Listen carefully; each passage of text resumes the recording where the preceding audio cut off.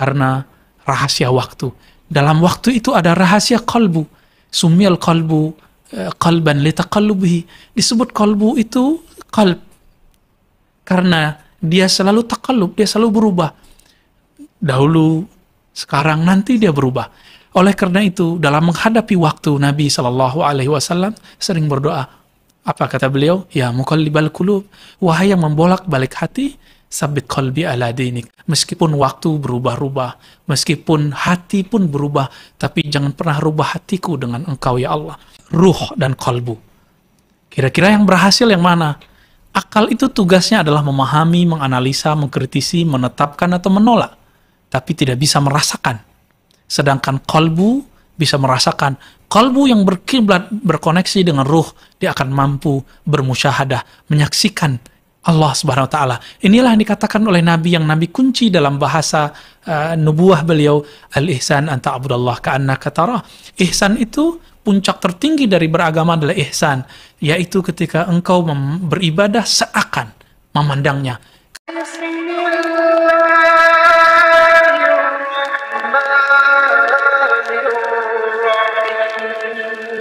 Assalamualaikum warahmatullahi wabarakatuh. Alhamdulillah rabbil alamin, wassalatu wassalamu ala sayyidil mursalin wa ala alihi wa ashabihi wa baitihi wa dhurriyyatihi ajma'in wa ba'd. Allahumma iftah lana ya fattah kama fatahta li ibadika as-salihin wa ya muqallibal qulub tsabbit qulubana ala dinika wa ta'atik. Sahabat yang muliakan Allah, setelah di bulan lalu kita membahas tentang bab atau istilah syariah dan haqiqah, kita mundur sejenak ke satu bab yang berjudul al-waqt. Waktu telah menjadi istilah dalam tradisi ulama-ulama ahlul qulub, ahli qalbu, tentang waktu. Sahabat yang dimuliakan Allah, nanti pada pembahasan ini akan kita temukan satu qaul, satu kalam dari Imam Syafi'i, namun dalam kitab ini disamarkan kalimat tersebut, sumber tersebut, yaitu tentang penyerupaan waktu dengan satu alat. Ya. Sebelum kita masuk ke sana, kita lihat apa yang dikatakan oleh Imam Al-Qushairi mengenai al-waqt. Nah, ternyata kata al-waqt sudah menjadi bahasa dalam Indonesia, jadi satu kalimat yang populer. Kita selalu bertanya, waktunya kapan? Jika kita berjanji, apabila ada suatu kegiatan-kegiatan, kita akan bertanya, kapan waktunya? Nah, istilah ini kemudian ditelusuri dari manakah sumbernya. Ternyata istilah al-waqt itu lebih banyak dipakai ulama-ulama ahli qalbu, ahli tasawuf. Dan waktu itu lebih khusus daripada zaman. Jadi zaman pun telah menjadi istilah dalam bahasa Indonesia. Sehingga muncul istilah akhir zaman, awal zaman, ya, pertengahan zaman. Apa yang membedakan zaman dengan waktu? Al-waktu dalam bahasa ilmu qalbu adalah yang kita hadapi saat ini. Sedangkan zaman sesuai dengan bahasa Arab ada al-madhi yang terdahulu, ada mudhari sekarang, dan mustaqbal, ya, juga masuk dalam makna mudhari yang akan datang, ya, yang kita sebut dalam bahasa Inggris misalnya future, ya. Sahabat yang dimuliakan Allah, ketika seorang ahli qalbu menyebut waktu, maka mereka tidak pernah membicarakan masa lalu. Karena orang kalau berpikir masa lalu, jika masa lalunya bagus, mungkin dia akan semangat. Tapi jika masa lalunya buruk, bisa jadi dia terpuruk. Oleh karena itu, para ahli qalbu, mereka lebih realistis. Mereka memikirkan apa yang hari ini, saat ini mereka lihat. Mereka juga tidak berlebihan memikirkan masa yang belum tentu dia temui, yang kita sebut dengan panjang angan-angan, tulul amal. Berbeda dengan orang yang mempersiapkan kehidupannya untuk hal yang lebih baik. Kita sebut orang itu punya visi yang bagus, seperti yang dikatakan dalam Al-Quran, wahai orang-orang beriman, hendaklah kamu memperhatikan apa yang dia siapkan untuk hari esok, seperti yang disebutkan dalam surat Al-Hasyr. Itu disebut dengan visi, beda dengan tulul amal, panjang angan-angan. Apa kata Imam Al-Qushairi? Haqiqatul waqti inda ahli tahqiq hadisun mutawahimun ulliqa husuluhu ala hadisin mutahaqqiq. Jadi waktu itu adalah hadisun, lawan dari Allah bersifat qadim. Allah qadim, tidak ada awalnya, tidak ada akhirnya. Sedangkan hadithun adalah kejadian baru, mutawahim, yang ada dalam asumsi manusia, ulliqa husuluhu ala hadisin mutahaqqiq, yang baru dikatakan ada atau tidak ada apabila memang telah terbukti pada saat tersebut. Apa maksudnya? Misalnya kalau saya mengatakan, kata beliau ya, atika ra's syahr, saya akan datang kepadamu pada awal bulan. Kata Imam Al-Qushairi, yang disebut waktu itu adalah apabila bulan depan itu datang, itulah yang disebut waktu. Nah, kembali ke pemahaman yang tadi, jadi apa yang disebut waktu bagi para ahli qalbu adalah satu nafas yang kita tarik, yang kita keluarkan, inilah yang disebut waktu oleh mereka. Oleh karena itu, guru dari Imam Al-Qushairi, namanya Abu Ali Ad-Daqqaq, mengatakan, al-waktu ma anta fi. Waktu itu, wahai sahabatku, adalah saat-saat engkau sadar berada di dalamnya. In kunta bid dunya fa waqtuka dunya. Jika engkau di dunia, maka engkau sadar bahwa engkau saat ini di dunia. Wa in kunta bil uqba fa waqtuka bil uqba. Jika engkau nanti memasuki alam akhirat, engkau nanti akan menyadarinya. Jika engkau sadar sedang bahagia, surur, maka waktumu adalah waktu surur. Jika sebaliknya sedih, maka waktumu sedih. Di sini makna waktu ternyata menjadi lebih luas dari apa yang kita bayangkan. Kita menyebut waktu mirip dengan jam.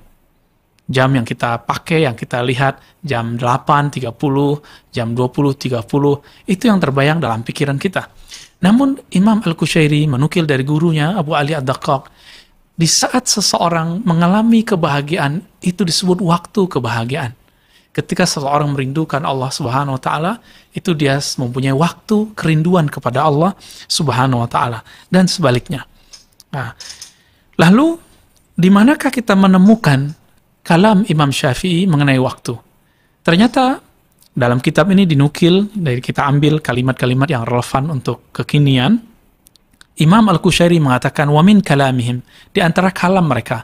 Nah, beliau tidak menyebut ini riwayat dari Imam Syafi'i.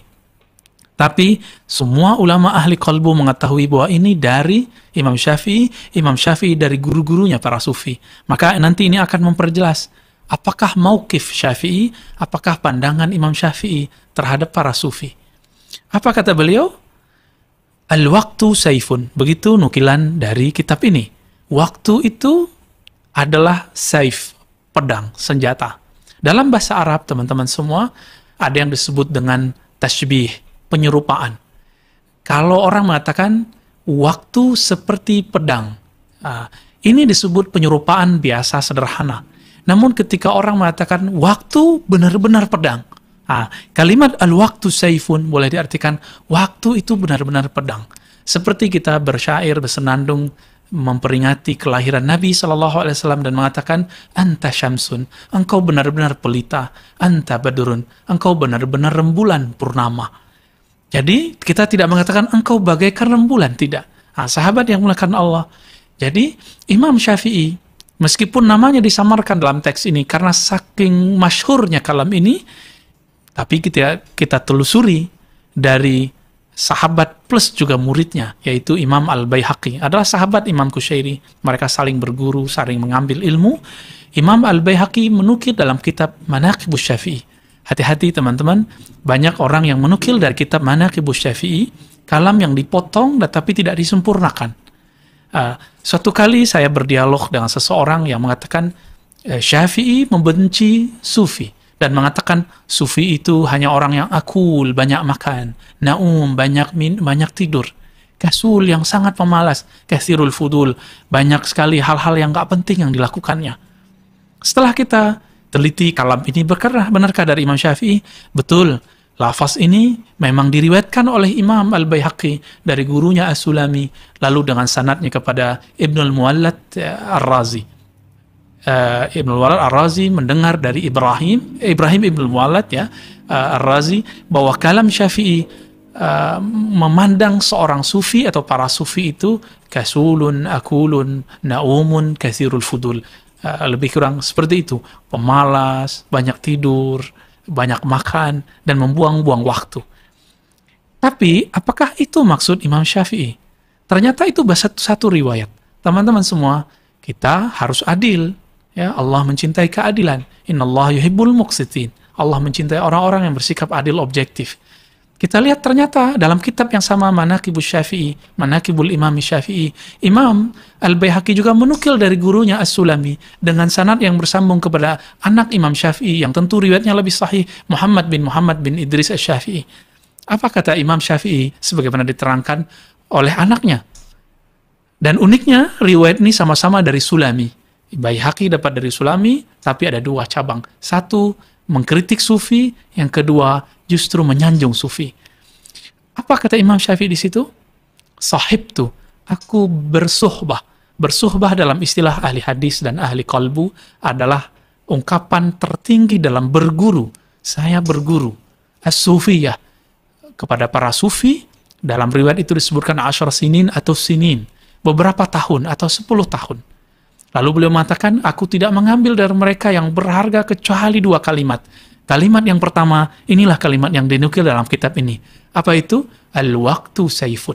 Waktu adalah senjata tajam. Saif, pedang. Lalu, kalimat ini teman-teman semua, ini bukan hadis Nabi, ini kalam Imam Syafi'i yang dia ambil dari para Sufi. Kalam ini ternyata diulang kembali oleh Imam Ibnul Jauzi dalam kitab Talbisu Iblis. Tapi dengan riwayat yang sedikit berbeda.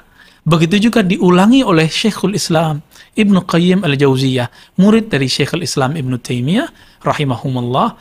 Apa kata beliau? Dalam kitab Madarijus Salikin, kitab Madarij, tahapan-tahapan para salik, para murid yang sedang berjalan menghadiri Allah Subhanahu wa taala.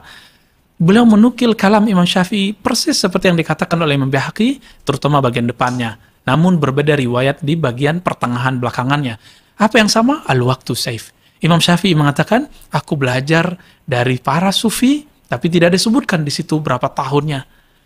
Yaitu beberapa huruf atau 2 huruf. Huruf pertama, kalimat pertama, ibrah pertama adalah al-waqtu saif.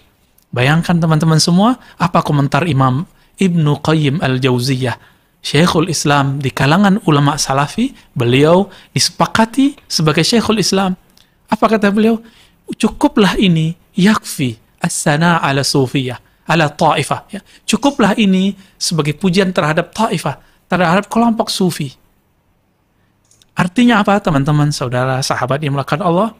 Seorang Syekhul Islam Ibnu Qayyim Al-Jauziyah tidak memandang sufi dari satu kacamata, dari satu sudut, tapi memandang dari sudut yang beragam.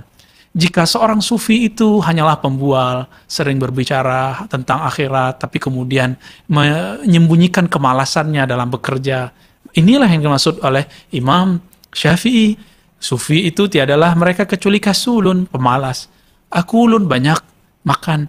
Naumun, banyak tidur. Betul, tapi orang-orang yang ditemui oleh Imam Syafi'i setelah itu berbeda. Maka riwayat tadi, dalam ilmu riwayat ada yang disebut al-jam'u wa taufiq. Apa arti al-jam'u wa taufiq? Ketika ada 2 riwayat yang berbeda, yang isinya seakan-akan bertentangan, maka dilihat titik persamaan dan perbedaannya. Disinilah ulama kita kemudian mengatakan, oh ternyata Imam Syafi'i menemukan 2 realitas. Ada orang yang ngaku sufi, ternyata pemalas, habiskan waktu, banyak makan, ternyata mereka mengaku sufi, tapi bukanlah sufi. Tapi beliau ternyata berguru juga kepada orang-orang yang benar-benar sufi. Yang mengatakan, hati-hati al-waqtu saif.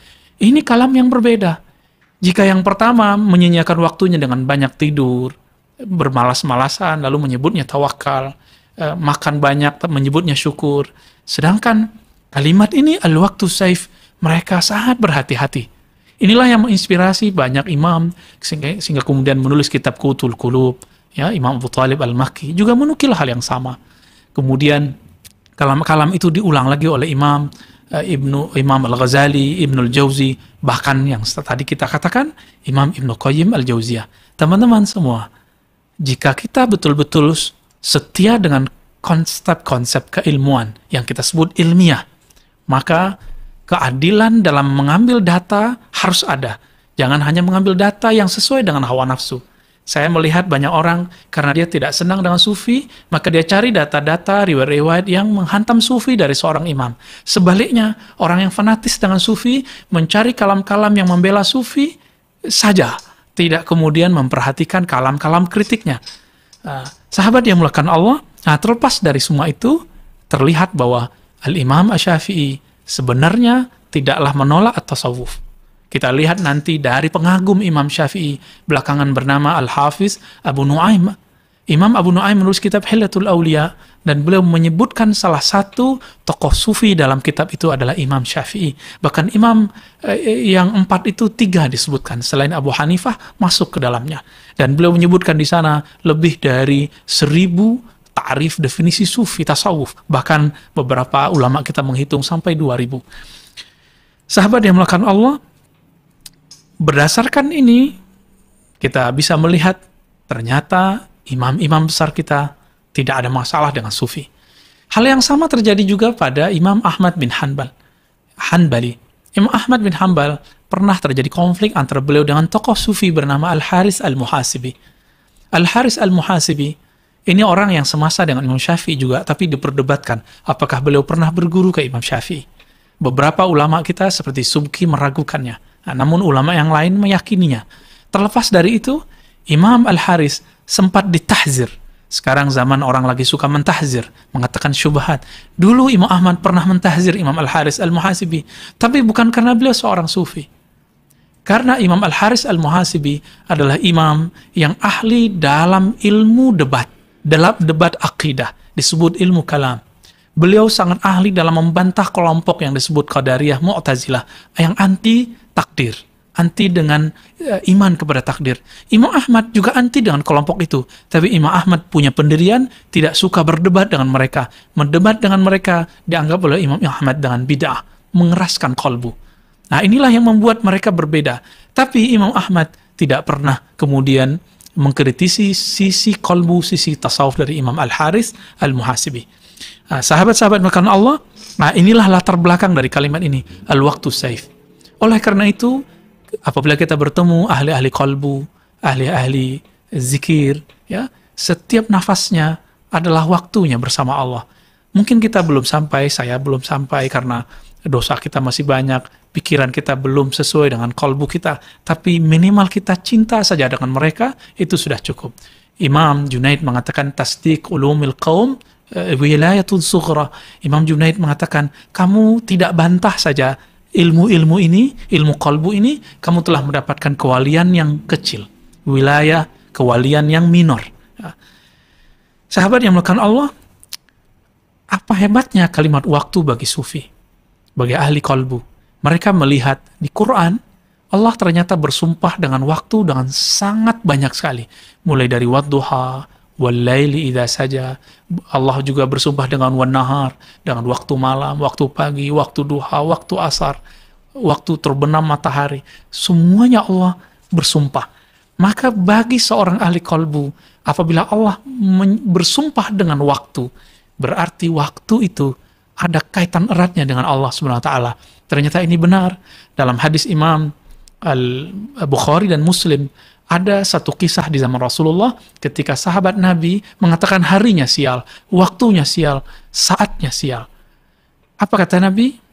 Jangan katakan itu. Karena Allah berfirman, ya, la tasubbud dahr, ana dahru. Janganlah kamu mencaci maki dahru. Dahr adalah salah satu sinonim dari waktu. Karena akulah sang waktu itu. Jadi Allah lah sang waktu. Apa maknanya? Allah lah yang mengatur waktu ini. Mudabbirul waqt. Allah yang mengatur waktu itu. Waktu yang dahulu, sekarang, nanti. Teman-teman semua, ketika orang meyakini antu'mina bil qadari, rukun iman yang keenam, kamu beriman dengan takdir, sebenarnya berkaitan dengan iman dengan waktu. Iman kepada Allah yang menguasai waktu. Hari ini bisa jadi kita membenci sesuatu, esok kita menyukainya. Betapa banyak orang yang hari ini sangat suka dengan suatu tokoh, esok dia membencinya. Cuma karena beda politik, beda satu pemikiran, bahkan beda manhaj.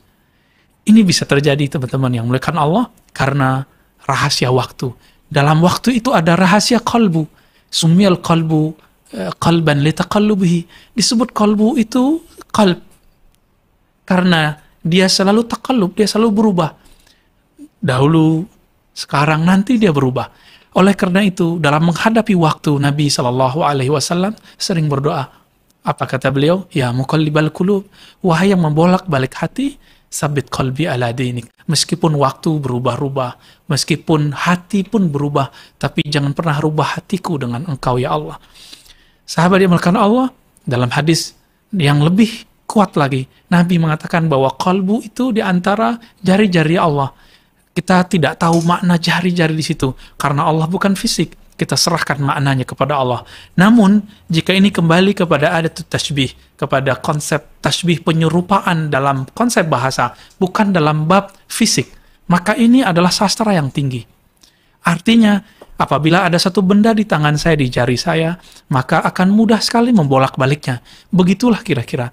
Itu sebabnya ulama-ulama ahli qalbu selalu memperhatikan dirinya. Mereka tidak pernah mengatakan dirinya lebih suci daripada orang lain. Boro-boro mengatakan orang sesat, boro-boro mengatakan orang kafir, munafik. Dirinya sendiri mengatakan justru kemunafikan itu ada dalam dirinya. Justru kekotoran itu ada dalam dirinya. Sahabat yang melakukan Allah, kita ini sumber dari semua keburukan itu. Suatu kali seorang khalifah disebutkan, seingat kami dalam kitab Hilyatul Aulia, Khalifah Al-Ma'mun, ya, atau setelahnya. Namun yang kami ingat adalah Al-Ma'mun. Datang kepada seorang ulama namanya Sufyan Ats-Tsauri.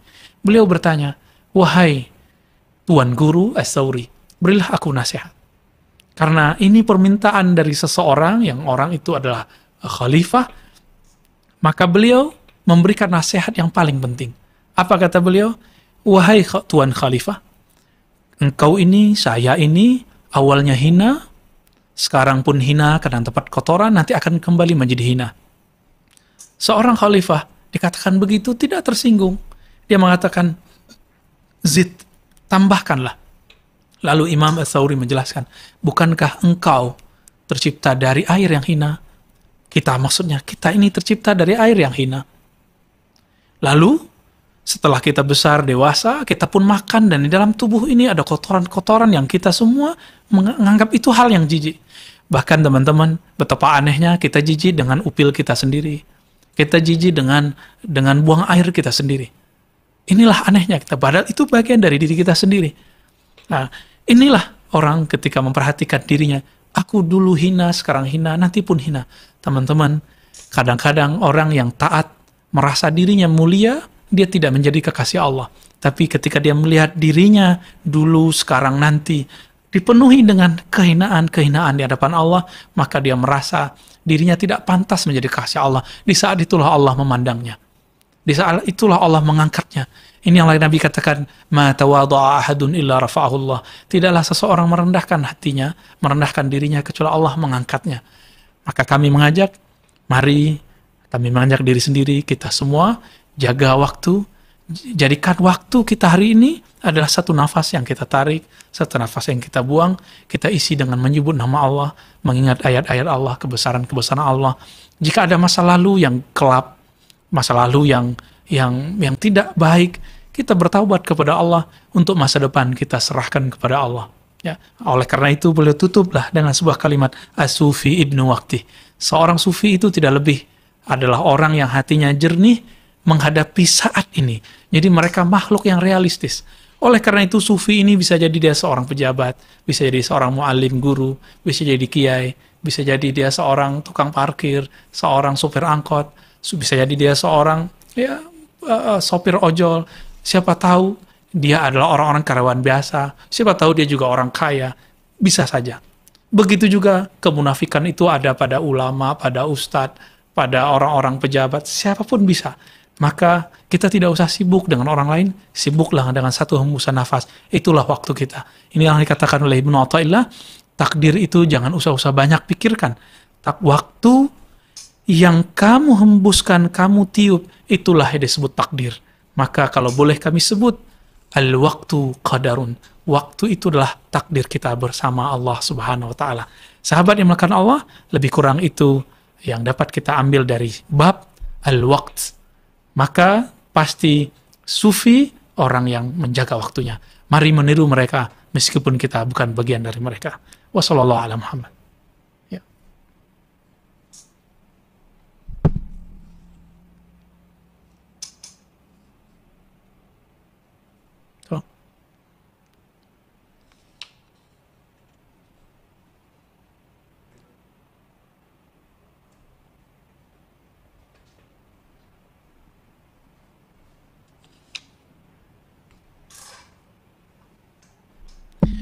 Baik, ada beberapa pertanyaan yang akan kita coba usaha menjawabnya dengan izin Allah. Assalamualaikum, izin bertanya Ustadz, bagaimana kita menyikapi orang yang benci para sufi dan mengaku sufi menyempeng dari jalur sunnah? Sahabat di belakang Allah, terutama penanya, kita harus mengakui bahwa memang ada dari kalangan orang yang menyebut dirinya sufi dan mereka tidak mengamalkan sunnah dan melenceng dari sunnah. Tapi, bukankah juga ada dari orang yang ngaku sunnah dan dia tidak mengerti sunnah? Orang-orang yang mengamalkan sunnah jenggot, dia mengertikah riwayat yang beragam tentang jenggot? Orang-orang yang memilih untuk berserban, yang memilih kemudian bercelana jingkrang, bukankah ada hadis yang membolehkan jingkrang? Ya. Lalu kenapa kemudian diharamkan orang-orang yang kemudian membebaskan atau melebihkan pakaiannya? Itu karena ada penyimpangan juga dalam memahami sunnah. Bukankah orang-orang yang membawa branding kata sunnah hari ini, akhlaknya jauh dari sunnah? Nabi SAW menyebut inti sunnah itu adalah husnul khuluq, ketika dia berakhlak yang baik. Tapi hari ini bukankah orang yang belajar sunnah, tapi kemudian dia benci dengan jamaah di dalam masjidnya. Dia kemudian konflik dalam grup dengan temannya. Dia suka kemudian mentahzir orang-orang yang sebenarnya ilmunya lebih jauh dari mereka. Membenci orang-orang yang sebenarnya orang itu tidak menyimpan kebencian dalam dirinya. Maka sahabat yang memuliakan Allah, jika di kalangan orang yang membranding kelompoknya dirinya sunnah pun terjadi penyimpangan sunnah, apalagi dengan kelompok yang memang bukan pakar sunnah. Tapi kita sekarang coba lihat, apakah memang sufi jauh dari sunnah? Teman-teman yang memuliakan Allah, jangankan sunnah, Quran saja. Teman-teman punya sanad Quran, baik yang anti-sufi atau yang pro-sufi.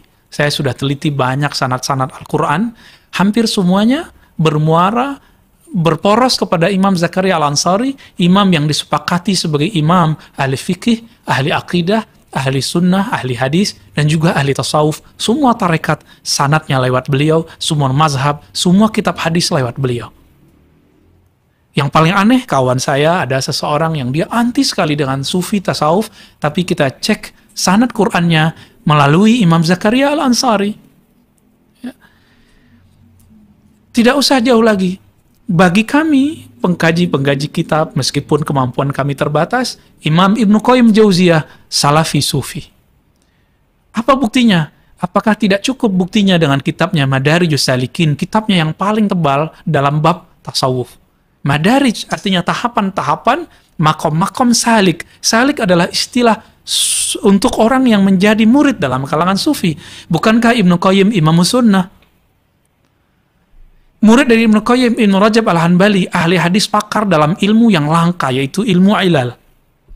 Ilmu ilal ini mirip-mirip dengan ilmu yang paling langka sekarang dalam kedokteran, yaitu ilmu mengenai kanker misalnya atau bedah. Dalam ilmu hadis ada ilmu yang mirip dengan itu, ilmu ilal. Yang pakar itu adalah Imam Ibnu Rajab Al-Hanbali, dan dia seorang sufi bermazhab Hanbali. Jauh sebelumnya adalah Hakim At-Tirmizi, menulis kitab Nawadirul Usul yang disepakati kekuatannya dalam hadis, dan juga seorang sufi. Imam Nasai juga berguru kepada sufi. Silakan buka Sunan Nasai, ada nama gurunya Yahya ibn Yahya As-Sufi. Imam Ahmad juga memerintahkan anak-anaknya yang awalnya melarang mereka, lalu kemudian memerintahkan bergabung dengan Al-Haris Al-Muhasibi. Sehingga disebutlah thariqahnya thariqah muhasabah. Sangat banyak sekali. Bahkan jika masih kurang percaya, teman-teman, sahabat yang mampu berbahasa Arab, bukalah kitab Hilyatul Awliya. Ini kitab sufi yang ditulis dengan uslub ahli hadis. Dimulai dari Abu Bakar, hadis-hadis Abu Bakar, amalan-amalan sufi Abu Bakar, kalam-kalam tasawuf yang diambil dari Abu Bakar As-Siddiq sampai kepada zaman Imam Abu Nuaim Al-Asbihani. Maka kami susah sekali memisahkan antara Imam Sunnah dengan Imam Sufi. Hampir Sufi Sunni, Sufi Sunni. Dan ini diperkuat dengan imam ahli pakar aliran-aliran Islam di zamannya, yaitu Imam Abdul Qahir Al-Baghdadi, Al-Farqu bin Al-Firaq kitabnya, Usuluddin. Beliau menyebut salah satu kelompok ahli sunnah, ahlus sunnah adalah sufi. Begitu juga Imam Abdul Muzaffar, ya, Al-Isfaraini, beliau nulis kitab At-Tafsir Fid Din. Beliau memasukkan sufi sebagai golongan keenam dalam kelompok yang disebut sunnah. Maka salah satu imam namanya Imam Ad-Dainuri mengatakan, tidaklah sufi kecuali dia punya pokok, salah satunya mulazamatul kitab wa sunnah, mulazamah mengamalkan kitab dan sunnah. Jadi mohon maaf, saya susah memisahkan sufi dengan sunni. Adapun ada tokoh tarekat tidak mengerti hadis, iya, karena belum tentu tokoh tarekat itu tokoh sufi.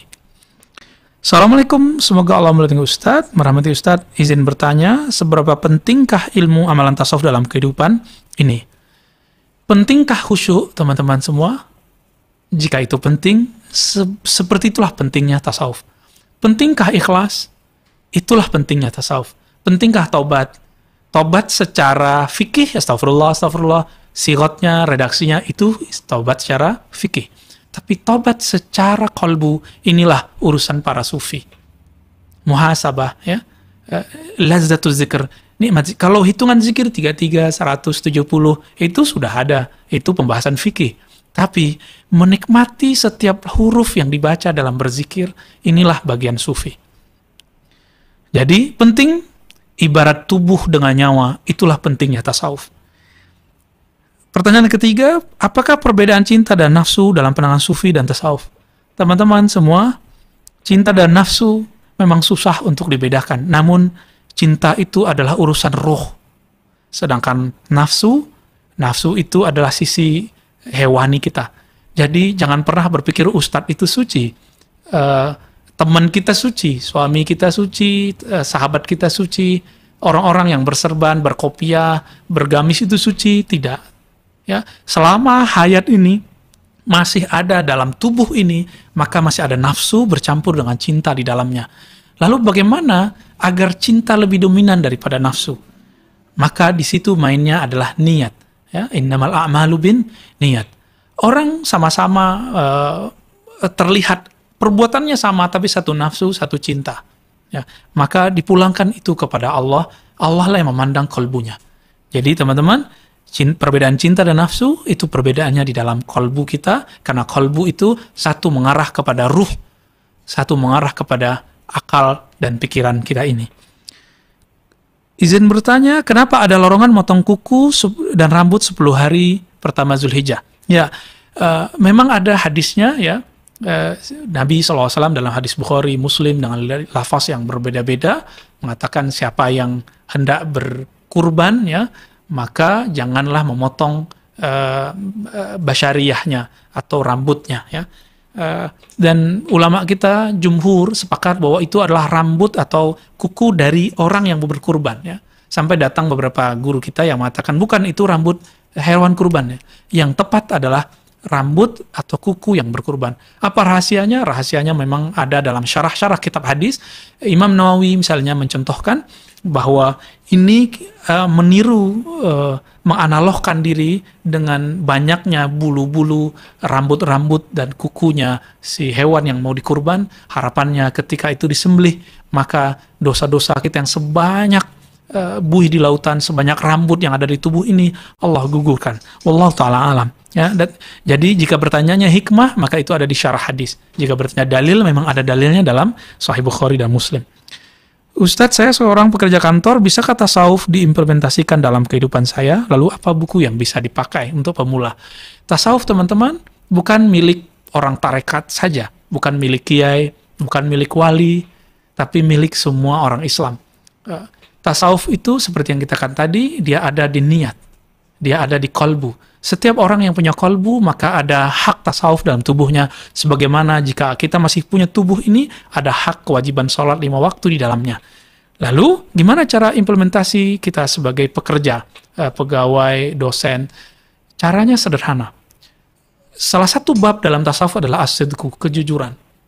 Maka bekerja dengan jujur adalah salah satu pekerja sufi. Meskipun ini kemudian jadi tantangan besar, kita harus berusaha. Teman-teman, mari kita coba praktekkan itu, ya. Coba mulai berniat bekerja itu sekarang karena Allah Subhanahu wa taala ingin meniru sifat-sifat Allah dalam bekerja. Maka kita telah menjadi sufi. Untuk ini maka bisa membaca buku-buku seperti Syarah Asmaul Husna, ya, di situ ada cara mengamalkan atau berinteraksi dengan nama-nama Allah. Itulah praktek langsung dari bertasawuf. Apakah ada referensi link tentang Syekh Abdul Qadir Jilani? Kenapa dari banyak tokoh ulama yasinan, tapi nama beliau selalu muncul ya? Teman-teman semua, Syekh Abdul Qadir Jilani atau Imam Abdul Qadir Jilani disebut dengan Sultanul Aulia. Kenapa beliau disebut Sultanul Aulia? Karena beliau adalah wali tertinggi di zamannya bahkan sampai hari ini, kecuali apabila Imam Mahdi telah datang, maka Imam Mahdi lah yang tertinggi. Syekh Abdul Qadir Jilani itu dikabarkan secara mutawatir. Mutawatir artinya disepakati, tidak ada yang mengingkarinya. Yang mengingkarinya bisa jadi karena dia tidak tahu, jahilun, atau karena memang dalam kolbunya ada masalah. Ya, baik tokoh anti-sufi ataupun pro-sufi sepakat kesolehan, kebaikan, kewalian dari Syekh Abdul Qadir Jilani. Dan para ulama semua mengatakan bahwa Syekh Abdul Qadir Jilani itu telapak kakinya ada di bahu semua para wali. Di saat itu dihadiri oleh puluhan ulama, salah satunya Ibnul Haiti, ya, Qutaib Alban. Qutaib Alban itu guru dari Salahuddin Al-Ayubi, ya, sufi juga. Imam Surawardi, termasuk Al-Farra, yang riwayat tentang akidahnya diperdebatkan karena ada yang mirip dengan tajsim, ada yang mirip dengan akidah salaf. Ya. Mereka semua kemudian mengambil berkah dari Imam Abdul Qadir Jilani, keberkahan dari Allah, tapi Allah turunkan lewat kekasihnya. Apa yang mereka lakukan? Mereka datang kepada Imam Abdul Qadir Jilani, lalu mengatakan, tolong letakkan telapak kakimu di pundakku. Riwayat ini mutawatir, silakan dibaca dan telah dikumpulkan oleh Syekh Dr. Fadil, salah suku turunan Syekh Abdul Qadir Jilani, berasal dari Turki. Nah, jadi kenapa? Karena memang beliau pimpinan para wali. Coba lihat kitab Ibnu Taimiyah rahimahullah, dalam kitabnya Majmu' Fatawa 2 jilid, beliau bercerita banyak hal tentang Syekh Abdul Qadir Jilani. Bahkan beliau berperan di situ sebagai pensyarah kalam-kalam Syekh Abdul Qadir Jilani. Bahkan lagi Imam Ibnu Taimiyah menyebut Abdul Qadir Jilani dengan sebutan Sidi Syekh, Tuan Guru. Di belakangnya ditutup dengan Qaddasallahu sirrahu, sebutan hanya khas untuk para sufi. Ini juga dikatakan oleh Ibnu Qayyim terhadap Ibnu Taimiyah, Syekhi Ibnu Taimiyah Qaddasallahu sirrahu. Teman-teman semua, dan yang paling ajaib sekali, dalam riwayat-riwayat beberapa masyayikh ya di Mesir, kita menemukan ada sanad Ibnu Taimiyah kepada Syekh Abdul Qadir Jilani. Wallahu ta'ala alam. Apa perbedaan filsafat dan tasawuf? Filsafat itu perbedaannya dengan tasawuf adalah pada madariknya, perolehannya. Semuanya ingin mencari kebenaran, mengenal Allah. Filsafat menggunakan rasio, akal, sedangkan tasawuf menggunakan ruh dan kalbu. Kira-kira yang berhasil yang mana? Akal itu tugasnya adalah memahami, menganalisa, mengkritisi, menetapkan atau menolak, tapi tidak bisa merasakan. Sedangkan kalbu bisa merasakan. Kalbu yang berkiblat, berkoneksi dengan ruh, dia akan mampu bermusyahadah, menyaksikan Allah Subhanahu wa taala. Inilah yang dikatakan oleh Nabi, yang Nabi kunci dalam bahasa nubuah beliau, al-ihsan an ta'budallah ka'annaka tarah. Ihsan itu puncak tertinggi dari beragama adalah ihsan, yaitu ketika engkau beribadah seakan memandangnya. Karena siapa yang sanggup memandang Allah Subhanahu wa taala? Teman-teman semua, kalaupun nanti kita bertemu Allah di akhirat, semoga Allah takdirkan kita bertemu, kita pun akan bertemu dalam keadaan bersujud kepadanya. Kita tidak akan sanggup memandangnya seperti kita memandang guru-guru kita saat ini. Jangankan itu, Sayyidina Abu Bakar As-Siddiq radhiyallahu ta'ala anhu tidak sanggup memandang wajah Rasulullah sallallahu alaihi wasallam, apalagi memandang wajah Allah Subhanahu wa ta'ala. Ya. Namun ahli kalam debat, ya, apakah mungkin ru'yah? Bagaimana cara ru'yah? Di atas atau tidak? Inilah perbedaan antara Asy'ari dengan Wahabi, Salafi, Karramiyah, Mujassimah. Ya, akhirnya waktu habis di sana, energi tersedot ke sana. Sedangkan para sufi, mereka melepaskan perdebatan-perdebatan falsafah dan kalam, mereka kemudian, ayo kita sebut namanya, rasakan yang punya nama. Itulah sebenarnya beragama. Jadi, itulah beda filsafat dan tasawuf. Filsafat banyak teorinya, untuk mendapatkan pemahaman perlu analog, premis, sedangkan tasawuf tidak usah banyak premis, langsung praktek. Tidak usah berteori tentang madu, langsung rasakanlah, minumlah madu. Kira-kira begitu. Assalamualaikum Buya, bagaimana cara menghilangkan penyakit hati rohani? Semua kita punya penyakit hati, maka penyakit ini tidak akan pernah hilang, mungkin sampai mati. Ya. Yang harus kita lakukan adalah kita setiap hari mengobatinya. Ya, selama tubuh ini masih di sini, ya, mata ini masih memandang ke dunia, kita masih akan bersama dengan penyakit itu, minimal kita terkena virusnya. Nah, apa yang kita harus lakukan? Sahabat-sahabat Nabi, dikatakan oleh para tabi'in, Ibnu Abi Mulaikah dan yang lainnya, aku bertemu puluhan sahabat Nabi, tapi tidak ada satupun yang mengatakan mereka selamat dari kemunafikan. Mereka mengatakan dirinya munafik. Kira-kira seperti itu. Jadi bagaimana caranya? Jika terasa kolbu ini sakit, maka datanglah kepada ahli kolbu. Sebagaimana kalau tubuh ini sakit datang kepada ahli yang mengerti penyakit tubuh. Lalu apa yang kita lakukan? Jika kita datang ke dokter, ikuti resepnya, diminum. Jika datang ke ahli kolbu, ikuti petuahnya, lalu amalkan. Inilah yang disebut meminum obat kolbu. Bagaimana cara, Ustadz, bagaimana cara kita memperbaiki iman dalam kehidupan sehari-hari? Teman-teman semua, Nabi sering mengatakan, jadidu imanakum, hadis Imam Ahmad, perbaharui iman kamu. Lalu sahabat bertanya, bagaimana caranya wahai Rasulullah? Nabi mengatakan, perbanyaklah kalimat la ilaha illallah. Jadi jawaban kami, gimana cara memperbaharui iman? Ayo, banyakkan penghayatan kalimat la ilaha illallah. Bisakah kita nafas naik ke atas la ilaha, kemudian turunnya illallah? Jika itu terjadi, kita telah menjadi ibnul waqt, orang yang mengerti waktu. Lalu yang ke-10, ya, bagaimanakah cara menghadapi orang yang keras kepala? Menghadapi orang yang keras kepala, teman-teman semua, tidak bisa dengan keras kepala juga, ya. Nabi SAW pernah bahkan dinasihati oleh istrinya. Orang Arab itu rata-rata mereka berwatak yang sangat luar biasa keras, ya. Dan Nabi bertemu mereka. Nabi pernah mengajak mereka berwudu, tapi mereka tidak berwudu. Lalu apa kata salah seorang istri Nabi? Wahai Rasulullah, mereka melihat fi'ilmu, perbuatanmu, maka berbuatlah. Jadi jangan banyak omong dengan orang yang keras kepala, tapi banyaklah berbuat. Mohon izin bertanya, bagaimana sebaiknya seorang muslim menanggapi doa-doa yang sifatnya duniawi? Di satu sisi dianjurkan berdoa, tapi di sisi lain kita harus yakin Allah Maha berkehendak. Teman-teman, jika ingin berdoa, maka lihatlah doa-doa Nabi atau doa-doa sufi. Doa-doa Nabi, hampir tidak pernah Nabi berdoa hal-hal yang sifatnya untuk kemewahan duniawi. Tapi Nabi selalu berdoa agar selamat di dunia.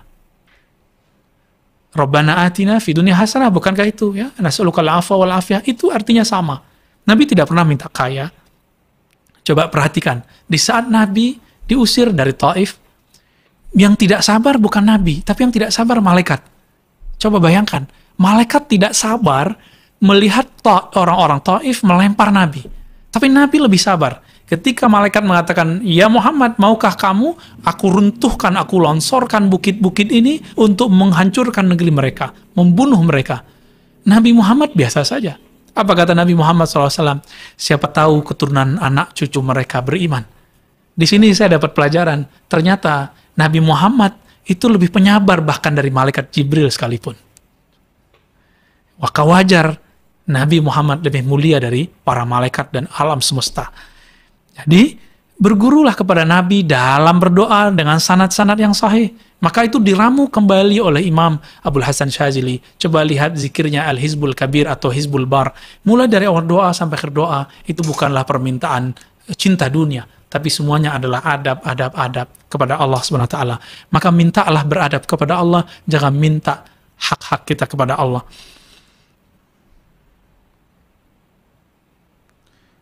Untuk sholat tobat, bolehkah dilakukan setiap selesai sholat fardu? Boleh, ya. Dalam fikih, betul, ada ulama yang mengistilahkan sholat tobat, ada tidak.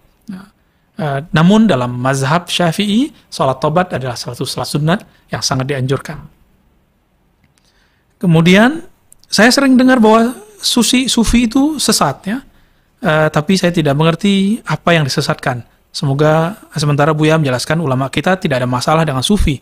Apa Ustadz tahu apa sih yang disesatkan itu? Ya, orang-orang yang mengatakan sufi sesat, rata-rata yang digambarkan dia memang orang sesat, tapi orang sesat itu bukan sufi. Nah, coba saya ulangi. Orang-orang yang menyesatkan sufi, orang ini dia punya deskripsi, pemikiran, gambaran orang-orang sesat, lalu orang sesat itu dia anggap sebagai sufi. Kira-kira seperti itu. Nah, ini yang disebut dalam ilmu mantik, ya. bahwa al-hukmu, judgment itu far'un minat tasawur. Dia bersumber dari tasawur, dari deskripsi. Itu sebabnya belajar definisi itu wajib. Setiap kali kita belajar fikih, belajar akidah, langsung dimulai dengan ta'rif istilahi, makna istilah, makna secara bahasa. Supaya apa? Supaya tidak terjebak kepada pemahaman sepihak atau gambaran yang tidak benar. Sebagai contoh, Imam Ibnu Salah mengharamkan mantik karena gambaran dia, gurunya melarang dia belajar. Yang terbayang, oh kalau guruku larang berarti haram. Sedangkan gurunya sendiri ahli mantik. Nah, akhirnya itu kemudian dijelaskan oleh Imam As-Subki dan membantah Imam Ibnu Salah. Lanjut, mau tanya Ustadz, menjelang subuh mana yang lebih utama, istighfar atau berdoa? Semuanya utama, namun mengikuti Al-Quran, surat Zariyat, wabil ashari hum yastaghfirun. Ya, ciri-ciri orang muttaqin, orang yang mereka pasti penduduk surga. Mereka pada waktu ashar itu adalah waktu yang kita sebut waktu sahur, waktu genting saat tidur sangat berat sekali sebelum subuh, mereka sibuk dalam mengaku kepada Allah, bertobat kepada Allah. Wabil ashari hum yastaghfirun. Dalam uslub bahasa Arab, jika waktu itu dikedepankan dengan jar majrur pada waktu, ini menunjukkan kemuliaan waktu sahur tersebut. Waktu genting sepertiga malam terakhir. Lalu berdasarkan hadis Bukhari dan Muslim, bahwasannya yanzilu Rabbuna, Allah turun pada sepertiga malam dengan makna yang dia maksud, bukan makna fisik. Lalu Allah di situ bertanya, hal min mustaghfirin fa'aghfirullah. Apakah ada yang beristighfar? Aku pasti ampuni. Adakah yang berdoa? Pasti aku jawab. Maka lebih dahulu doa atau beristighfar? Lebih dahulu beristighfar. Sebelum kita meminta, tentu kita minta maaf dulu. Bukankah kita minta maaf dulu kepada orang tua baru meminta? Inilah adab seorang anak kepada orang tua, apalagi adab seorang hamba kepada Rabbul Izzah, Allah Ta'ala, pencipta alam semesta. Betulkah Salahuddin Al-Ayyubi Muhammad Al-Fatih juga seorang sufi? Betulkah banyak pelopor kebangkitan agama Islam justru dari tokoh sufi? Ya, kita tidak usah bermain spekulasi, kita hanya bermain fakta dan data. Salahuddin Al-Ayyubi berguru kepada seorang sufi, murid terbaik dari Imam Abdul Qadir Jilani yang kita sebut tadi. Nama gurunya adalah Qutb Al-Ban, yang hadir di saat semua ulama-ulama besar mengakui beliau adalah Sultanul Aulia, pimpinan rajanya para wali-wali. Hanya orang-orang yang tidak mengerti dan hatinya bermasalah yang mempermasalahkan Syekh Abdul Qadir Jilani. Jadi betulkah Salahuddin Al-Ayyubi Muhammad Al-Fatih seorang sufi? Yang pasti mereka murid sufi. Kalau murid sufi, ya sufi. Dan lebih pasti lagi, Salahuddin Al-Ayyubi adalah Asy'ari, sedangkan Al-Fatih Asy'ari Maturidi. Ya. Siapakah guru Muhammad Al-Fatih? Syekh, ya, namanya Syamsuddin. Beliau seorang sufi yang konon dikatakan berthariqah Naqsyabandiyah atau Qadiriyah, wallahu ta'ala alam. Ya, dan itu kita bisa saksikan dalam buku-buku sejarah, buku-buku tarajum, dan semuanya tertulis dengan jelas. Lalu, betulkah kebanyakan pelopor kebangkitan agama itu dari sufi? Lihat Hasan al-Banna adalah seorang tokoh sufi, Thariqat Syaziliyah Hasafiyah. Lalu beliau kemudian merevisi menjadi gerakan Hay'ah, ya, Hasafiyah, lalu berubah jadi Ikhwan Muslimin. Coba lihat pendiri Jamaah Tabligh, Maulana Muhammad Ilyas, ya, Al-Kandahlawi, lalu penerusnya Muhammad Yusuf, lalu Maulana Ilyas. Mereka muhaddis dan mursyid tarekat sufi. Mereka bertarekat Naqsyabandiyah, Qadiriyah, Khistiyah. Adakah yang mengingkari ini? Silahkan buka sejarahnya. Kalau tidak, mari kita ke Doiban, kita ke Lahore, kita ke Nizamuddin, kita bisa lihat di sana, lihat sanad-sanadnya, silsilahnya, dan cara mereka mengaji. Semuanya terhubung ke sana. Siapa lagi? Ya, pakar hadis di abad 20, Syekh Yasin Al-Fadani, beliau mengatakan kepada muridnya Amin Al-Harari, bukan Al-Harari yang pendiri kelompok Al-Ahbash, ya. Beliau mengatakan, aku mendapat ijazah tarekat 66 turukan. Aku mempunyai ijazah tarekat 66. Ya. Pendiri masyayikh Al-Azhar, semua mereka terhubung kepada ini, ya. Di Maroko, ya, ada Ahmad Siddiq Al-Ghumari, itu juga bertarekat, bahkan mendirikan tarekat baru, Ghumariyah, ya, cabang dari Syaziliyah. Di Indonesia, ini unik sekali. sezaman dengan Syekh Hasan Al-Banna, dengan Syekh Kandahlawi, di Indonesia muncul Ahmad Dahlan, itu murid dari Syekh Saleh Darat Semarang, mursyid Syadziliyah, pensyarah kitab kitab Al-Hikam, ya, mohon maaf. Kita sudah melihat hari ini di Gramet ada cetakan-cetakannya. Itu guru dari pendiri Muhammadiyah. Ya. Lalu pendiri NU, karena Muhammadiyah lebih dahulu secara organisasi muncul, pendiri NU Hadratus Syekh Hasyim Asy'ari, beliau bertarekat Syadziliyah. Dari buku-bukunya terlihat kalam-kalamnya diambil dari Sadah Syadziliyah. Beliau berguru kepada Imam Sufiyah di Madura, Maulana Syekh Muhammad Khalil, ya, yang bertarekat Qadiriyah, Naqsyabandiyah, Syadziliyah, dan tarekat-tarekat yang lainnya. Ya. Kita mau ke ulama siapa lagi? Mereka semuanya Sufi. Pangeran Diponegoro, Abdul Somad Palembani, ya, Nuruddin Raniri, sampai kepada Yusuf Al-Makassari, semua pejuang-pejuang itu mereka Sufi. Maka sahabat-sahabat yang dimuliakan Allah, kita tidak bisa terlepas dari sosok mereka. Di wilayah Turki, misalnya ada Said Nursi. Said Nursi belajar thariqah lebih dari 9 thariqah. Dan beliau kemudian karena pergerakannya sama dengan Syekh Hasan Al-Banna, bersinggungan dengan politik, akhirnya dituduh membuat thariqah bid'ah. Sedangkan beliau tidak, ya. Dalam risalah-risalah beliau, kalam-kalam beliau masih mengamalkan satu thariqat yang sering disebut, ya, thariqah Naqsyabandiyah. Jadi Said Nursi Sufi, Hasan Al-Banna Sufi, bahkan Hasan Al-Banna menulis kitab Ad-Da'wah wad-Da'iyah, seingat kami, itu mengatakan kamu sebelum jadi da'i Sufi dulu, sebelum kamu mengislah orang, islah diri sendiri. Kita mau lihat apa? Mau lihat apa lagi? Semuanya mereka ternyata terhubung dengan Sufi. Tapi mereka tidak fanatis dengan thariqatnya, ya. Mereka tidak kaku dengan formalitas-formalitas amalan-amalan wiridnya. Nah, kelas? Udah. Oh, masih ada. Ada kalimat, ya, bagaimana penafsiran man tafaqqaha wa lam yatasawwaf faqad tazandaqa, ya. Apa maksud kalimat ini? Siapa yang berfikih atau belajar hadis, belajar akidah, kalam, tapi tidak bertasawuf, maka dia tazandaqa.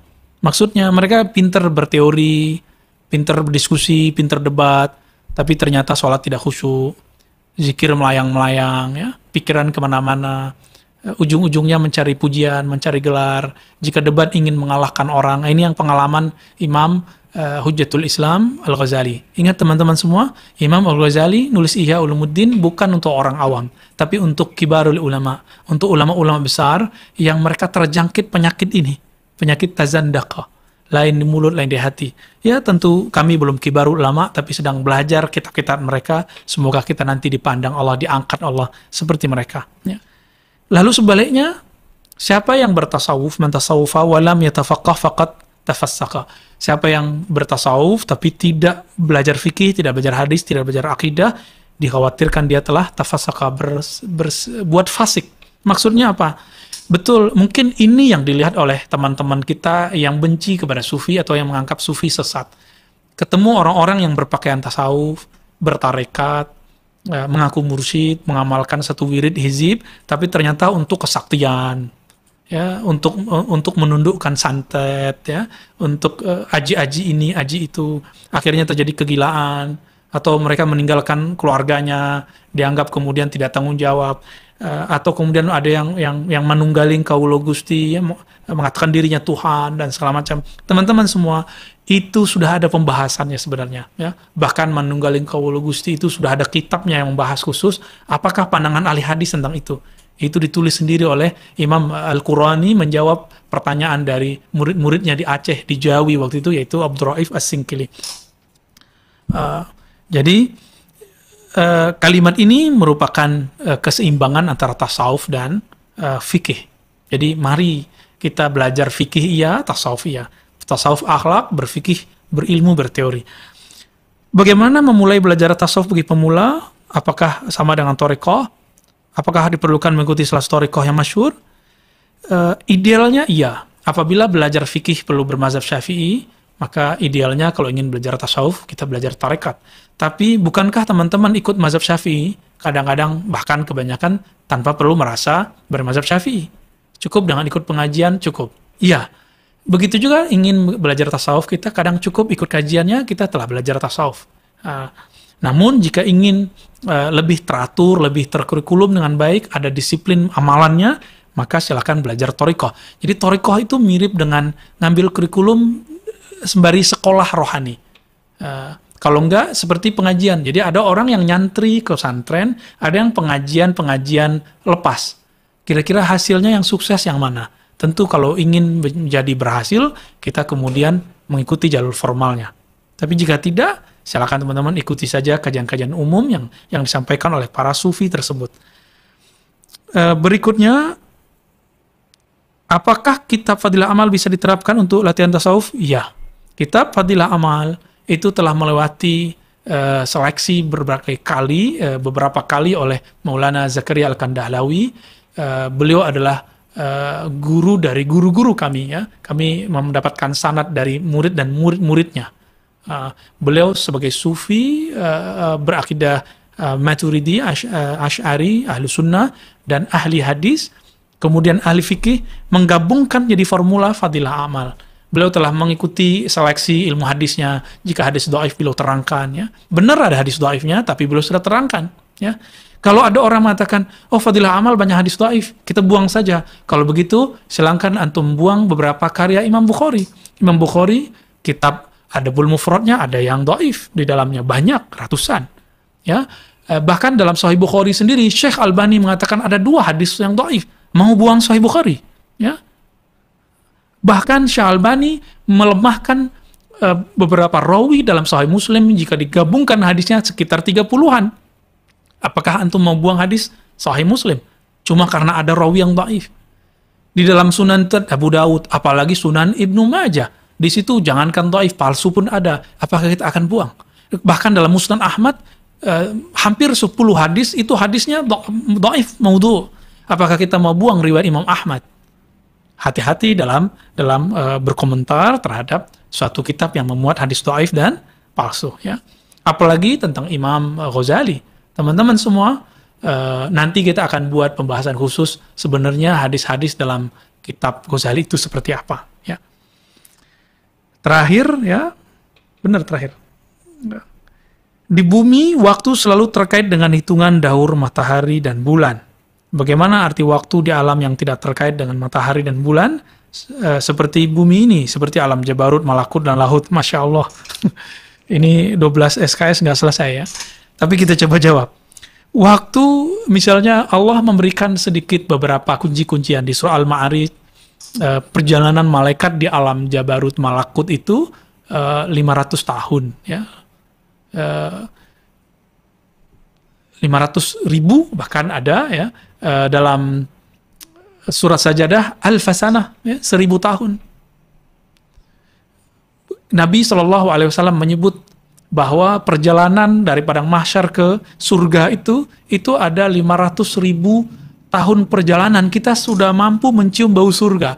Orang-orang yang belajar ilmu bukan karena Allah, tapi karena ingin debat, ingin mentahzir orang, ya, maka Nabi mengatakan dia tidak akan la yashummu raihatal jannah. Orang-orang yang membunuh orang-orang kafir yang dijaga dalam pemerintahan Islam, ya, disebut mu'ahad atau zimmi, dalam Sahih Bukhari disebutkan la yashummu raihatal jannah, tidak akan mencium bau surga yang dalam 500 tahun perjalanan itu tidak akan sanggup kita cium baunya. Nah, maka teman-teman semua, waktu di sana, di sini misalnya kita waktunya sehari, di sana ternyata telah bertahun-tahun. Maka mumpung masih di dunia, saya teringat kalam dari Al-Habib Zain Ibn Sumaid dalam kitabnya, akidahnya, ya. Apa kata beliau? Orang yang belum sempurna riyadhahnya, latihan rohaninya, pengenalan dirinya di bumi, di waktu di bumi, maka dia akan berusaha kembali mengejarnya di alam barzakh. Teman-teman, di alam barzakh melelahkan sekali, ya. Lamanya bukan main. Jadi sesaat di sini, di sana telah berpuluh-puluh tahun. Sehari di sini, di sana sudah 300-500-an tahun, ya. Maka mumpung masih di sini, Mari kita manfaatkan, bahkan sejenak sesaat bersama kekasih-kekasih Allah, kita telah dianggap beratus-ratus tahun di sana. Semoga kita menjadi orang-orang yang mendekat kepada orang-orang yang menghargai waktu. Jadilah kun ibnal waqt, jadilah kamu anak orang yang sadar dengan waktumu. Mari berdoa kepada Allah SWT agar tetap menjadikan hati kita bersamanya. Ya muqallibal qulub, tsabbit qulubana ala dinika wa ta'atik. Ya Allah yang membolak-balik hati, tetapkan hati kami dalam taat kepadamu. Wa sallallahu ala nabi Muhammad, subhanakallahumma wa bihamdika, asyhadu an la ilaha illa anta, astaghfiruka wa atubu ilaik. Assalamualaikum warahmatullahi wabarakatuh.